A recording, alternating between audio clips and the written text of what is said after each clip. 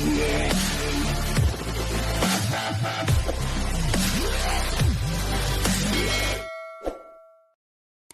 morning mga kaipway, mag-unbox na naman tayo ngayon ng nabili natin stainless elbow 51mm para ito sa Rider 150 natin. Ayun. Talaga napakapangit na ng tunog kasi butas na yung kanyang elbow dahil kinalawang. So papalitan natin ito ng stainless para pang matagalan na. Nabili pala natin ito sa Shopee, sa shop ni BRP Thai Wholesale Shop. Ang location nila ay Valenzuela City, Metro Manila. Sa kanya tayo bumili kasi nakita ko maganda yung review nila, yung ratings nila, at sa yung chat response nila talaga naman napakataas ng rating nila. So kaya doon tayo bumili sa kanila, sa shop nila. Ngayon, ikakabit natin ito. Si Kuya Brian yung pagkakabitin natin kasi kompleto sa shop, sa tools, at meron din sa shop. So, papakita natin kung paano ito ikakabit. Bagaman hindi siya ganun kadetalyado kasi wala talaga nagkakamera. So, tinutulungan ko din si Kuya para ina-assist ko siya para maikabit ng maayos yung nabili nating stainless elbow na 51mm. Kaya, relax lang kayo dyan. Tingnan nyo kung paano natin ikakabit.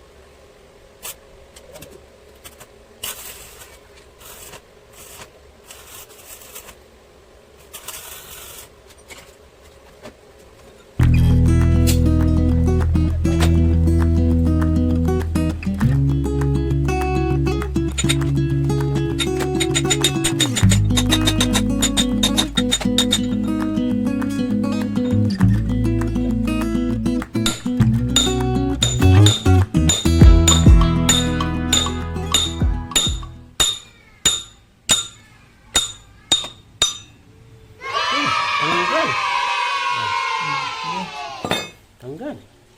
Asan na yan? Pakita mo ni Bayan. Yung ano, yung ulo. Di Bayan? Pakita mo yung ulo na natanggal. Sa ano? Para kung may pagpagawa sa'yo ng Raider 150 dito na. Oh. Ayan yung 6.5 ang binutas. Pero yung kanina na una, initial. Kahit ano. Bago lang na yan. Tapos mamaya, anong pagkatapos yun ang gagawin? Ang ira, silin. Tapos ang 3D timim. Tapos 2.5 to 3D timim. Medyo maluwang ira. Medyo maluwang, no? Tapos 2.5 lang. Kaya mo na silip? Go. Kaya na? Go, guys. Teka, ilaw tayo. Oh. Ito. Ito. Yun. Yun. Yung mo, Baba mo ng konti. Ha? Yan, baba mo ng konti.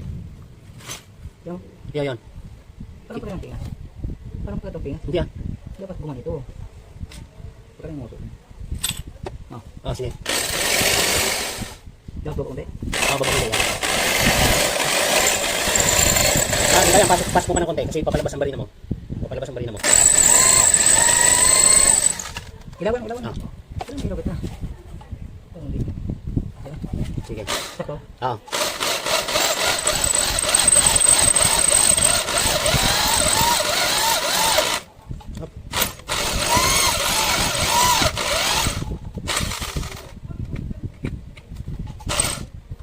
Ito ba?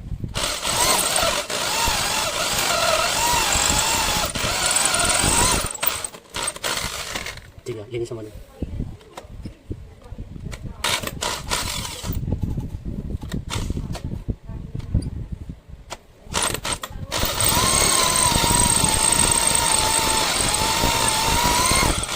Sira na ako ng sira ha. Sino? Uy, Kunin mo. Ha? Sukat? Oh, Wala na kami nagkakaigi dito. sige. Kasi ito. Ito dito mo pa sa bulat.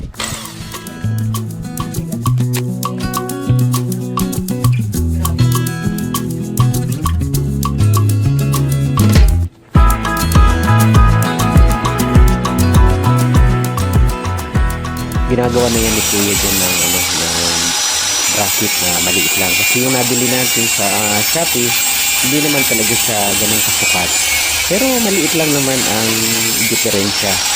Kaya kaunting bracket lang yan, okay na siya. Kaya doon sa mga bagong owner ng Rider 150, siguro ko mas maganda na bago pa lang, either na palitan nyo agad yung stud bolt or i-maintenance nyo na ito, lagyan nyo ng lubricant dun sa kanyang bolt para hindi matulad dito sa atin na na-stuck siya ng 3 years and 7 months. Ngayon pagtanggal natin, so putol na. Kaya ang gagawin na lang natin dyan ay barina para mapalitan ng bagong stud bolt. Kaya doon sa mga bagong may-ari ng Raider 150, hanggat bago pa ang inyong motor, maiging i-maintenance na ito, papalitan na lang na stainless kagaya ng ikakabit natin para hindi natin problema. Kaya? Sige, tayo mga madali.